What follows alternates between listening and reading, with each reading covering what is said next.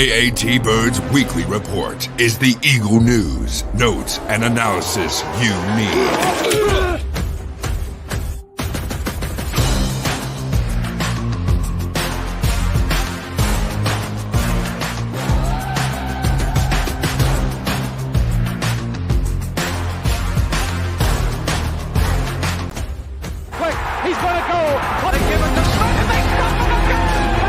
Go back. He looks, fires for the end zone. Intercepted. The 20,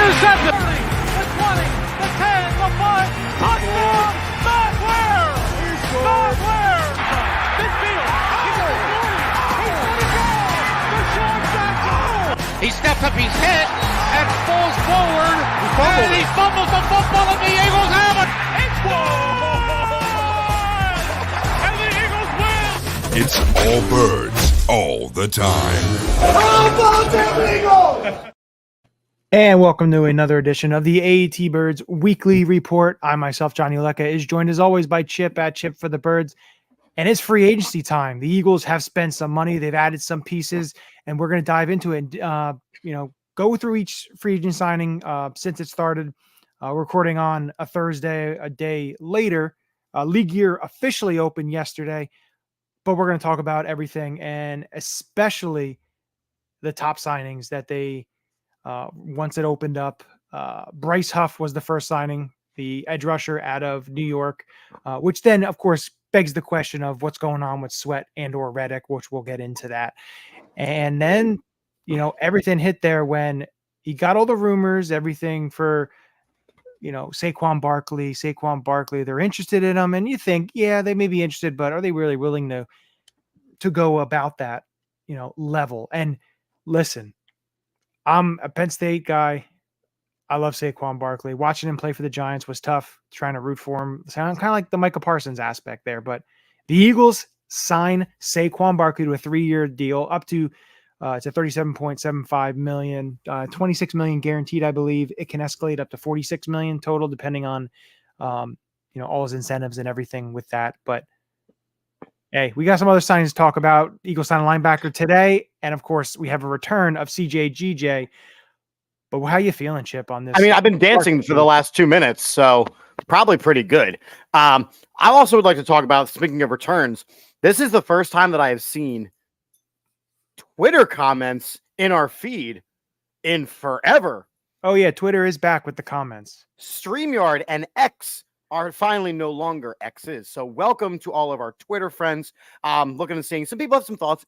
Listen, we knew at the end of the season that this Eagles team needed an overhaul. They are overhauling. And, I see that some of the comments are not pleased about the moves. I got to tell you, I am ecstatic because if you think about what we as Eagles fans are constantly saying, we need a high-end running back. What do? We got a top-tier running back. We need the top of his game pass rusher. Now, again, I'm not crazy about necessarily losing Sweat and or Reddick, but we'll get to that. Linebackers. What did we do? We went out and got a very proven linebacker in this league. And we got him on a 1-year deal with a purpose of, listen, you want to get paid, prove yourself. We went out and got a top-tier safety. Listen, people, you want to trash the linebacker signing. You want to, bitch about the linebacker signing. The problem is here. Beggars can't be choosers. You want a linebacker. Yeah, Devin White has struggled. But he could do, he's a really good blitzer. There's certain things he can do. He's only 26 years old. You have a defensive coordinator in Vic Fangio, who I think you got to put a little bit of trust in him. Hopefully he can get as much out of him as you want. And hey, if he doesn't, it's a 1-year deal. I still expect this team to draft a linebacker, if not 2, potentially sign another veteran linebacker. It's not done. It's only the first couple days in free agency. And, we'll see where it goes. With them when it comes to free agency and everything else that lies ahead of them going into the mini camps and, all that kind of OTAs. And nobody wins free agency in the first couple days of free agency. But now at the same time, you can lose free agency if you're the Dallas Cowboys because they're just going out and not taking anybody. And it turns out they got no money. So yeah, they re-signed a couple of their own guys. They signed Eric Kendricks, but again, it's, you don't, Free agency is this. Free agency is if you have some needs, getting some veteran, pieces, getting some players. And the thing is, if you look at what the Eagles are doing, yes, Saquon has played in the league has 6 years. He's 27. He's not 30 years old. And listen, Howie Roseman didn't sign DeMarco Murray. So stop saying that Howie Roseman signed DeMarco. That was Chip Kelly. 2015 was Chip Kelly. So stop insinuating it is Howie. This is off the script. Howie doesn't usually do this. And he doesn't this sign running backs. He doesn't sign linebackers. He doesn't sign the positions of need. Yeah. And for all of you guys who are kind of complaining about the deal, let's look at what the deals really are. They are very, very cap-friendly deals. They are very cap-friendly deals. I mean, basically, the Saquon deal is a 2-year deal, right? Yeah, essentially 2-year, $24 million. Right. And Eagles X's and O, right? Van Ginkel signed for 2.5 more than White. And I would take Devin White over Van Ginkel any day. Listen, what about this? How about this? You look at Darnell Mooney, Curtis Samuel. I think you go with this. You go Darnell Mooney. Well, we can talk about Calvin Ridley. The type of money that these guys are getting. Yeah. And what it does is when you but Darnell Mooney was 3 years, $39 million.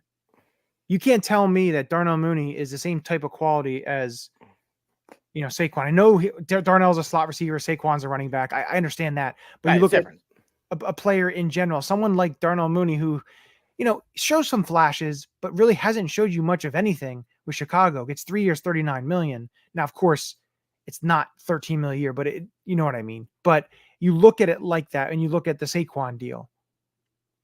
I mean, and I'm like, again, I'm not going to go back and forth in the comments, but Devin White's somebody who played on a Super Bowl team and was a captain on that team. Van Ginkel is a guy who wasn't even starting this last year, got hurt and is coming off a major injury. So no, I'm not high. It makes sense for this Eagles team. It makes sense to put Devin White on a 1-year prove-it deal where he's going to go out of his way to do these things. And as Rational Thug is saying, he's going, people like complaining just be miserable. It's absolutely true. But what about this, though? I understand that the Van Ginkel thing. I understand. Okay. Van Ginkel maybe a slight tad bit better than Devin White, but he hasn't shown you that over the course of multiple seasons. Correct. But the Eagles did sign. Now, they signed Zach Bond. Zach Bond was used in New Orleans on special teams a lot, but they used him a little bit outside edge rusher. He did play a tiny bit inside, kind of a role of what Van Ginkel was coming into the season. Right. And Vic Fangio used him in the way that thought that to get the best out of him and led him to a big contract. Not saying that can't happen with Zach Bond. We don't know that, but I trust Fangio to be able to. I'm not saying that Devin White's going to be an all-pro, but if he's going to give you good football, this isn't signing Nick Morrow, a situational converted safety linebacker who was hurt, was okay. Devin White has proved he's been pretty good. Yeah, he may not be very good. And the one thing that I want to say before we keep getting into linebacker, I want to get into Saquon and everything, but people want to use like, oh, he's this terrible against the run and all that. And like when somebody's good for PFF, they want to say, well, yeah, but PFF, they don't know what they're talking about. But when a player is not very good, they want to harp on PFF. Correct. And say, look, it's just funny how you can't have it both ways. Exactly. You can't have it both ways. And, it comes to a point where people are just complaining to complain. You wanted a linebacker. Beggars can't be choosers. Like, listen, is this Patrick Queen? Is this Blake Cashman? No, it's not. But I trust in Vic Fangio to be able to take a linebacker and be able to use him to his skill set. Listen, when Kaiser White came over from the Chargers, yes, he showed flashes. Yes, he had his liabilities. And same thing with TJ Edwards. TJ Edwards developed into something and had his liabilities in 2021. He didn't start. No such thing as a perfect player. There isn't. There is no such thing as a perfect player. Everybody is going to have their weaknesses. Everybody. And that's got to be okay. Can this team as a whole blend together and be strong? Looking at a guy like Saquon Barkley, and let's jump into these free agent signings, right? Go ahead. So let's start with the Saquon Barkley sign. I know Bryce Huff came first, but with Saquon Barkley, he is a Pennsylvania guy. Played his high school ball here, played his college ball here. Was that player for the Eagles in that draft that everybody wanted. We weren't going to get him. So he goes to the Giants, which the Eagles were very, very high on him, apparently. And of course, they knew they weren't going to get him. Right. He goes to the Giants, where that's the team that drafted him. So he has to play well. So he plays well. He makes captain. They franchise him. So he has to stay there. He's playing on a field, half of his games, that are going to destroy players. And he got hurt. Now he's playing on a team where he doesn't have to do everything. And he's going to be very successful behind the best offensive line in football. We're going to see without Kelsey being there. I mean, that's definitely a concern. With having actual stud wide receivers, so he can actually do things. With having a quarterback that is not Daniel Jones. I mean, I don't think people understand the humongous step that Saquon Barkley is going to take in his playing career. And look, I love DeAndre Swift. I wish him nothing but the best in Chicago. And, as soon as he signed that Chicago deal, I knew that we were getting Saquon Barkley, because you're not going to let a DeAndre Swift go if you don't have the guy to replace him. The Saquon Barkley deal immediately makes us Super Bowl contenders again. So the way I look at it offensively, now, of course, we still know the defense there's still holes there that need to be filled. We understand that. We There's get still that. holes on the offense. Don't get us wrong. Yeah, the offensive line, we want to see how that kind of shapes out. Jurgens the center. What do they do with the right guard position? Everything. It's fluid, and that's what the offseason is about. But I look at it this way. When you look at Saquon Barkley in this offense, and what do defenses do to prepare now? So do they play single high safety to bring an extra guy down in the box? But then you do that, opens it up for guys like getting beat over top. Dallas Goedert, and you look at Smitty. My thing about it is this. You have a play caller in Kellen Moore and how he structures his offense. And the one thing to do is look at it on, I would say, maybe 3 years ago when the Cowboys had Zeke and Pollard. But, look at Zeke here. So Ezekiel Elliott, 3 years ago, 4 years ago, whatever, however you want to look at it, with Kellen Moore, before it was basically, he's done. And he's still going to probably play. He's not terrible, but he's a situational player. The way they used him out of the backfield, he blocked. Now, Zeke is a better blocker than Saquon. Saquon isn't an elite blocker. He is good enough, And of course, I'm going to give a guy like Jamal Singleton, the running backs coach, I'm going to think that he'll be able to mold Saquon, a little bit with that. But again, he's better than average blocker. And then you look at him running the ball behind this offensive line. Now, if they want to say, you know what, we're going to play light in the box. Well, then you have the Eagles' really good offensive line, Dallas Goedert, who's a really good blocking tight end. And you have the Eagles then being able to run the ball with light boxes with a running back like Saquon. So I think there's a lot of elements to this offense that is very, very tantalizing when you look at it. But listen, I love the Saquon signing. I'm big into running backs. It's funny, though, if you look at it like this. Josh Jacobs goes to the Packers. Derrick Henry goes to the Ravens. You have Swift to the Bears, Pollard to the Titans. Big deals. Saquon, big deals. But it's funny because when you look at football and things it'll revert back to kind of old school type of football. If the defense wants to get lighter and faster and smaller a little bit because they want to be able to cover the elite passing attacks, what is a way that you can, switch it up on them? You can play a little bit, tougher, bigger football, potentially, you never know. Fullback may come back. But that's what I need in my life. And being able to run the ball, 3 down backs, or, you see a lot of 2 backs. And I do expect Kenny Gainwell or whatever they do in the running back situation, he will be there and playing as well. And he should be. He just can't be the feature back. No, but if teams are going to switch back and go lighter, when you look at the defensive side of the ball and be able to cover the speed, Well, when a team's going to go and try to power you, it's a chess match, and you're starting to see, and you see it with some of these signings. Josh Jacobs, what do you get? 4 years, $48 million. And, Pollard got $8 million a year. You have DeAndre, $8 million, not $8 million a year, average per year. Of course, the guaranteed money and everything along the lines of that. But you have those guys. You had Derrick Henry. I think he got about 8. It could go upwards of $10 million a year. Yeah. So listen, you have those guys, and it's very interesting. Look, Joe Mixon, he was traded to Houston and then signed an extension, and it's going to be interesting to see what they do. I think it's interesting to me that the running back room for the last couple of years they've been saying is not, you can't rely on running backs. You can't rely on running backs. And there was the whole, basically the running back, I don't want to say a running back strike, but it was, why are you not paying these guys? Why are you not paying these guys? Well, this offseason, that has not been the case. Some seriously big name heavy hitters have found new homes, and they found it early in free agency. Mm-hmm. Listen, it's going to be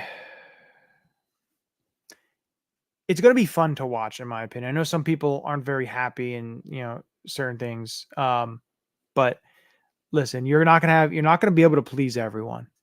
And you know what I like the most about Saquon Barkley? Now, anyway, is I love that he is talking crap to Tiki Barber. He understands. Tiki Barber is a dinkus. He is a flat out dinkus. Saquon Barkley had no loyalty to the Giants, and that is okay. It's funny. He got absolutely roasted, destroyed. Over his comments and stuff, like, you're dead to me, all that. And then someone commented and said, was that what your pregnant wife said when you left with your assistant? That was a burn, a big time burn. But I want to get into the other free agent other big signing they had on Monday, which was Bryce Huff. Mm-hmm. And I know he wants Eagles X and O's wants to hear a critique for each move for some balance. Here you go. Here's your critique for Saquon. The injury concerns worry the hell out of me. Yeah, he's got a bit of an injury history. He's been a feature back before, so there's definitely some miles on the tires. But you know what? I like the deal. That's my critique about the Saquon deal. There's your risk. No, I understand that. There is risk there with the injury aspect, which I get. And then, Bryce Huff, listen, he's never had a role of a primetime, full-time pass rusher. That may scare some people, which I understand. But the way I look at it is, you look at his use with the Jets and what he did this year, 10 sacks in a limited role. Now, I really like his get off. I like, he is long. He's 6'3", over 255. I really, really enjoy watching his film because who he really reminds me of is like Trent Cole. Yeah. He's relentless. His motor just goes and goes, and he just attacks. And I really like that. And he did also announce he's going to be wearing 0, which I think is pretty freaking cool for a edge rusher wearing the single digit, the 0. But with this move, though, it does bring you to who's going to be left off, basically. And who's going to be let go. That, for me, is my critique of this deal. Because Josh Sweat, while there was a drop-off at the end of the season, is still becoming a top-tier pass rusher in this league. But there Hassan Reddick is a top-tier pass rusher in this league. Brandon Graham is retiring after this season. So I would love to keep all of them. I just, my critique about the Huff deal is we're not gonna.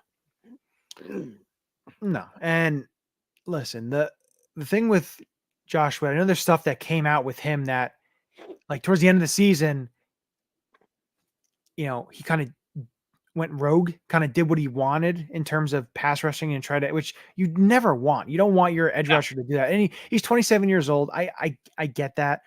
And Sweat for a third rounder? Absolutely. I would take that deal. Unfortunately, I don't know if you can get a third round. I think teams may say, hey, we'll give you a fourth. And I'd still take that, but I just think his value may be a third rounder because he is 27 years old. It could be still a third round pick. But if you get rid of him, what did we get for Derek Barnett?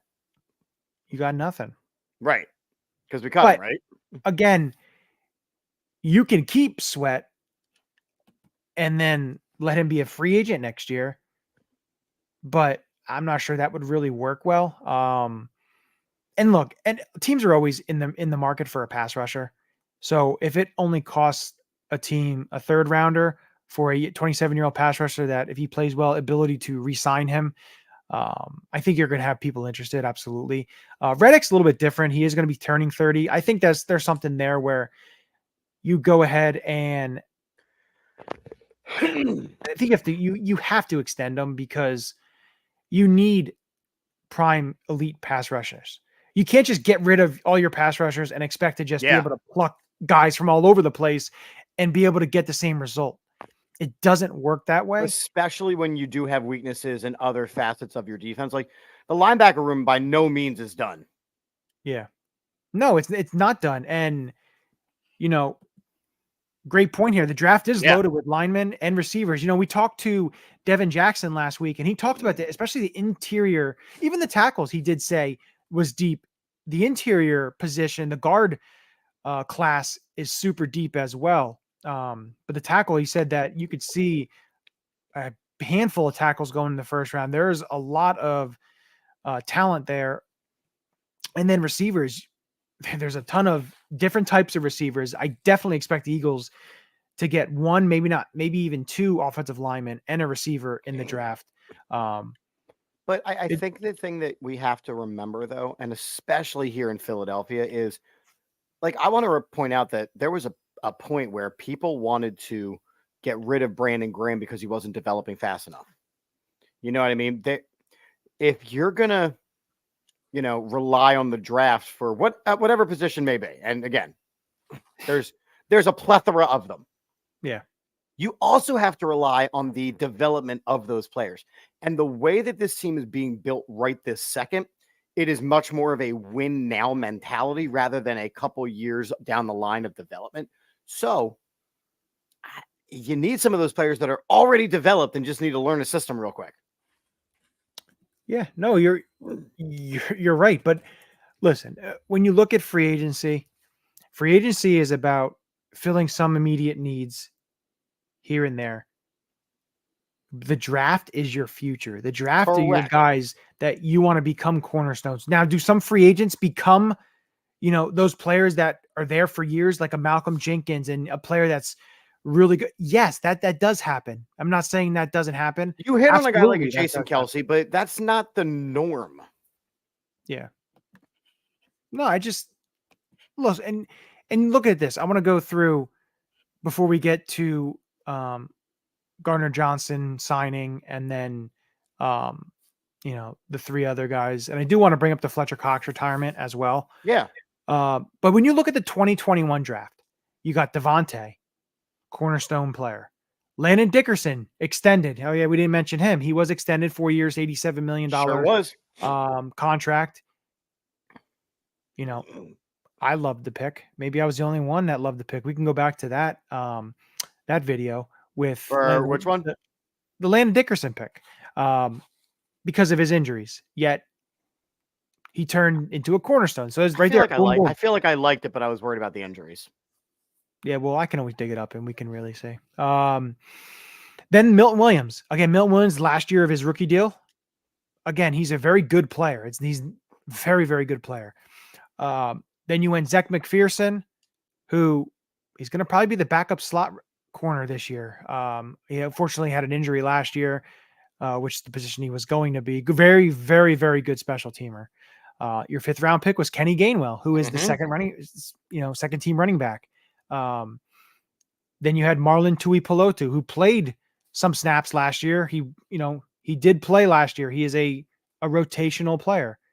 And then the last player, Teron Jackson is a practice squatter. Jacoby Stevens was cut, and Patrick Johnson's a very good special teamer.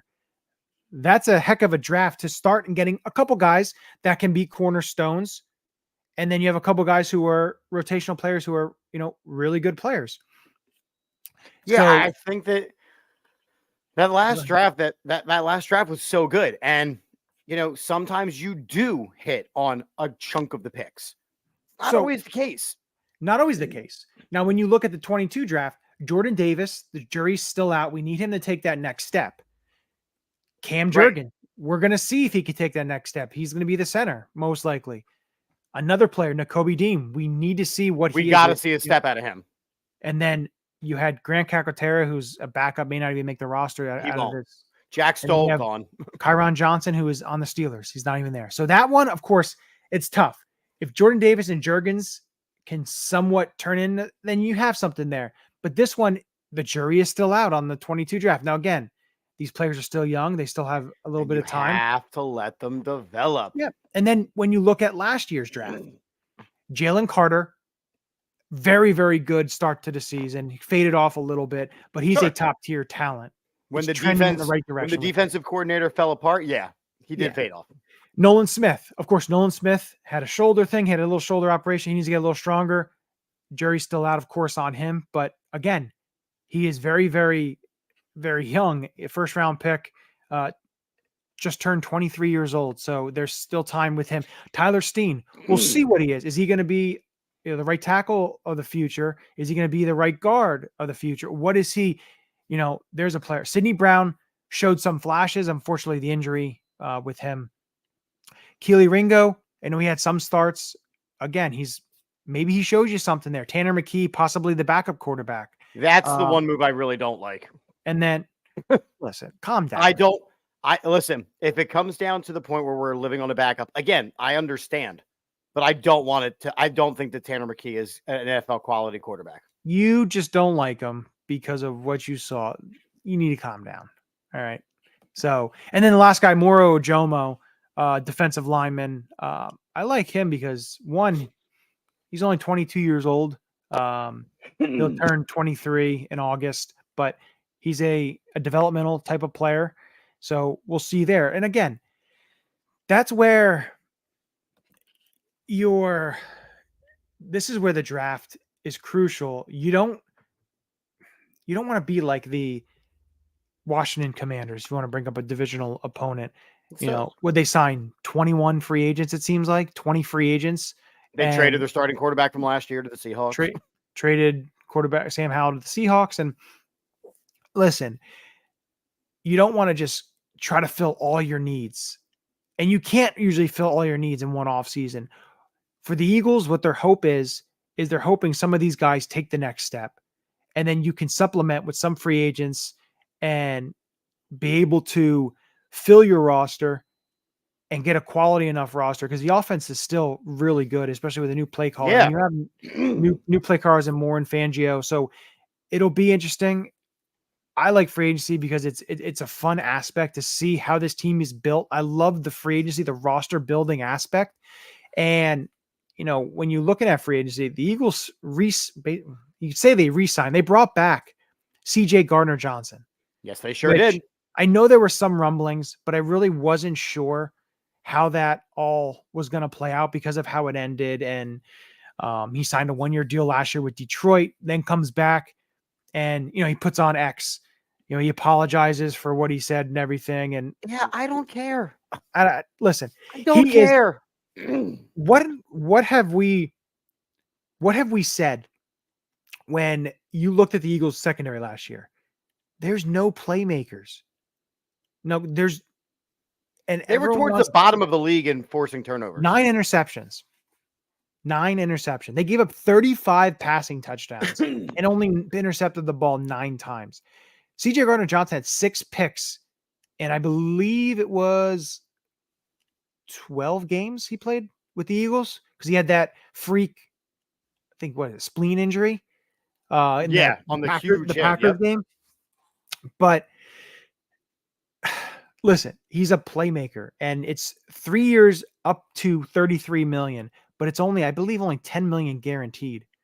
So it really isn't that huge of a deal. And it's not like he's 29 years old. He's 26.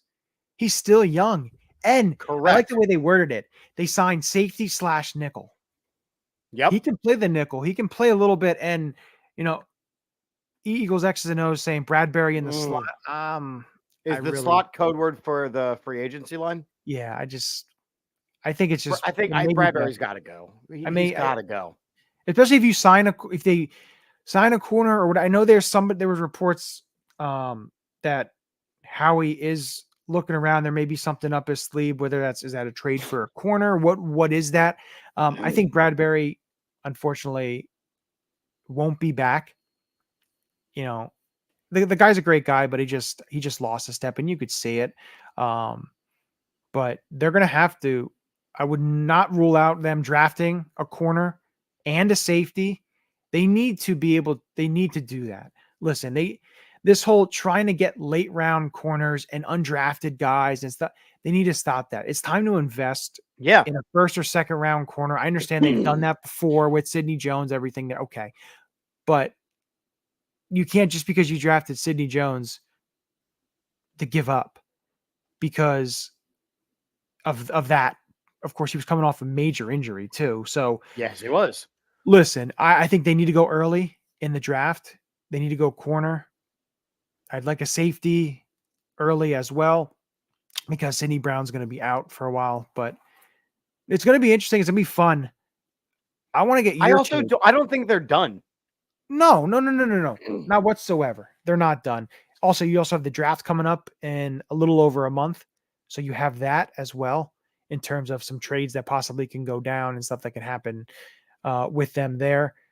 They still need a backup quarterback. I know I did say Tanner McKee and everything, but I still think you need a veteran backup, which they were interested in Joe Flacco, who didn't sign with, didn't he sign with the Colts? I believe he signed with the Colts. Yeah. So they were interested in him. I know there's some interest in Tyler Huntley from the Ravens, which I think would be an interesting move. A good signing because he kind of fits the offense of what they run. Or even if you sign look, I know you're very high up on your boy Tanner McKee.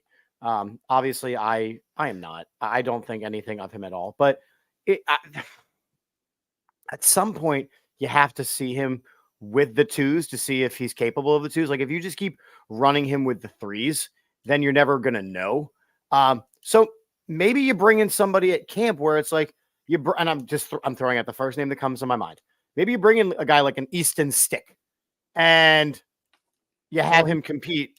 He did play last year with Kellen Moore, and you have him compete for the number 2 job with Tanner McKee. That's an interesting aspect too, because you look at it this way: if they like Tanner McKee and say a player like Easton Stick or whoever it may be, they cut him and then they add him to the practice squad, it gives you that extra roster spot. Which Would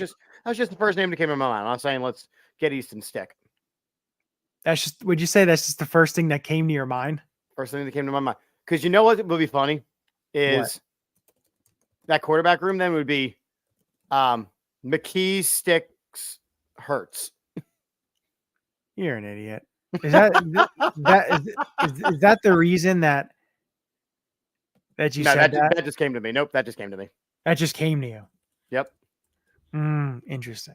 What are you doing with the keyboard there, sir? I'm looking up something because okay. I know where Easton Stick went to college, and I just wanted to see something. He did go to college. He was the backup for another former Eagles quarterback. Who cares? Who they drafted number 2 in 2016. Yeah. Yeah, when he was a redshirt freshman. He was a freshman. Redshirt freshman when Wentz was a senior. Senor Wentz. Yeah. Wouldn't that be something interesting? No, you think about can't happen. Can't happen. Imagine they sign him to a 1-year deal, bring him back as the backup. Wouldn't that be funny? Can't happen. I know. I'm just kidding. That would not happen. But listen, that would be kind of funny, honestly. They did sign Nick Foles to come back, right? After he went the first time that there is any kind of issue with but wouldn't that Jalen Hurts, then we'll never hear the end of it. All right, how about this? This is what happens. So they sign Carson Wentz. Oh, stop it. And then no, just listen. No, you're not even putting this into the universe. Shut up and listen. you sign Carson Wentz and then somehow something happens and he has to take over for them into the playoffs and he winds up winning the Super Bowl for him. Does he get a statue? Wouldn't that be funny? It would not be. I don't know. It's just funny. Sign Cunningham. Randall? Well, hey, maybe. He may be Zach There's Cunningham. a bigger shot of us signing Randall Cunningham than there is of us signing Carson Wentz.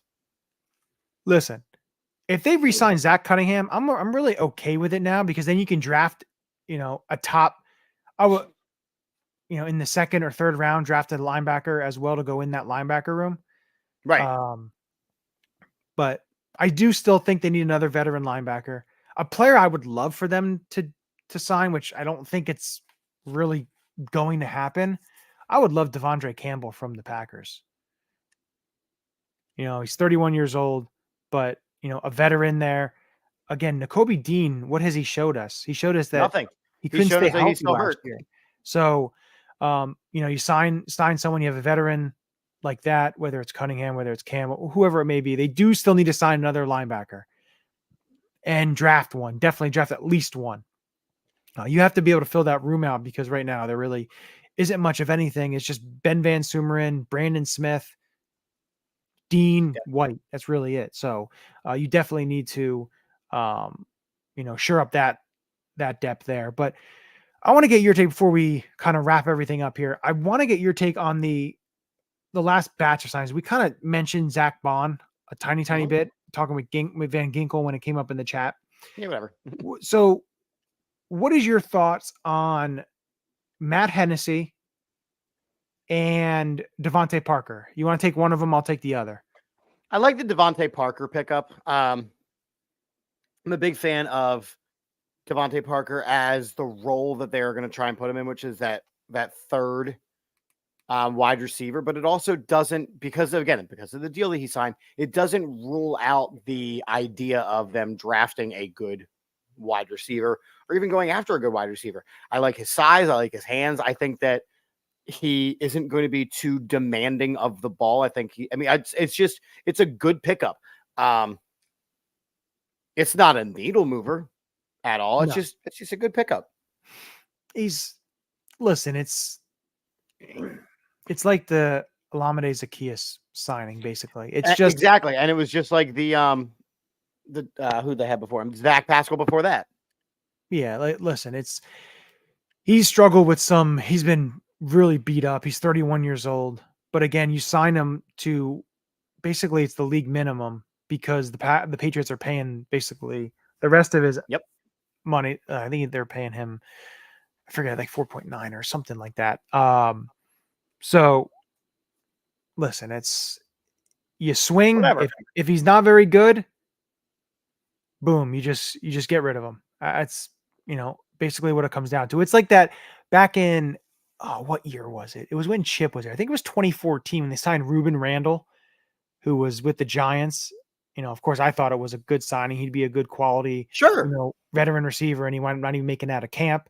But it's something along the lines of that. I still could definitely see them drafting a wide receiver and even signing another guy to, push the wide receiver room. I know there's some guys they like there. Jacob Harris, undrafted guy. They, one of the free agent signings. Yeah. The Austin Watkins, who lit him up in preseason last year for the Browns. He's a intriguing type of player along the lines of that. But I'm going to talk about Matt Hennessy since you took Devontae Parker. Matt Hennessy did not play last year, had an injury. A Temple guy, was drafted by the Atlanta Falcons, can play center and guard. Mm-hmm. But the big thing is he can play center. He has multiple games started at center. For him, he's, 1 year deal. He's coming off of an injury. So it's his, to prove it. But I like the depth because he is somebody that has been on the field. He's played both positions. He's not just can only play guard or can only play center, can only play tackle. He can play guard and center. So it gives you the versatility there, which of course, the Eagles like to do. And also there was mention that Stout really loved Hennessy coming out of Temple. So whenever Stout really likes a guy, they go ahead and get him, because the versatility is the key, because we like a lot of that positionless offensive line stuff, where they kind of cross pollinate between, guard and tackle, or now your guard and center. That ability is what we like, because it means that, you don't have to carry as many guys on your roster, because you've got guys that know how to do all the things. Yeah, no, I agree with you. And the other funny thing with this signing is how many Hennessy jerseys are you going to see? People like Hennessy, the alcohol, not the I player. like if he's the starting center, the line would say Hennessy hurts. You're an idiot. You always think of the dumbest shit. Dumbest shit. Thank you. What's going on, Peanut? Hi, Peanut. But yeah, it should be fun. We should have more news next week. I'm working on trying to get a guest for next week's show. So once that's penciled in and absolutely going to happen, then we'll announce. But we're going to probably talk free agency. Going to start getting into the draft in maybe another 2 weeks. Start kind of maybe do a fun little thing with like doing our own type of mock draft and everything, certain stuff like that. Have some fun with it, because that's why we're here. Have some fun, chats, talk some Eagles, and talk with everyone who's coming in the chat. Absolutely love it. Shout out to the chat tonight. Yeah, exactly. Shout out to the chat. We appreciate everybody chiming in, giving us your thoughts, and even giving us a little pushback. I'm here for that. Yeah, exactly. Everyone is entitled to their opinion. You may not agree. You may not, like what we have to say. We may not like what you have to say, but on this network, it is It's all AAT. groovy here. It's all authentic. Yeah, it's all authentic talk. Listen, we may say something and we may be wrong. You may say something, you may be wrong, but it's what it's about. It's about differing opinions and being able to, banter back and forth. That's what it's all about. But appreciate everyone tuning in, chatting. Make sure you like, subscribe, follow. And with that, the way we always end it, a good old special 2 words. Go Birds. Go Birds. This is Matt Ware. Hey, for all the Eagle content you need, go follow All About the Birds. They do a damn thing. Check them out. Hey, Eagles fans, I may be in Tampa, but I know where to find the best Eagles content out there. Check out my friends at All About the Birds. Philadelphia, what's up? This your boy Freddie Mitchell, a.k.a. Fred X. It's all about the bird. All birds all the time. All birds all the time. All About the Birds provides you with weekly analysis, game recaps, informative interviews, and it's all birds all the time.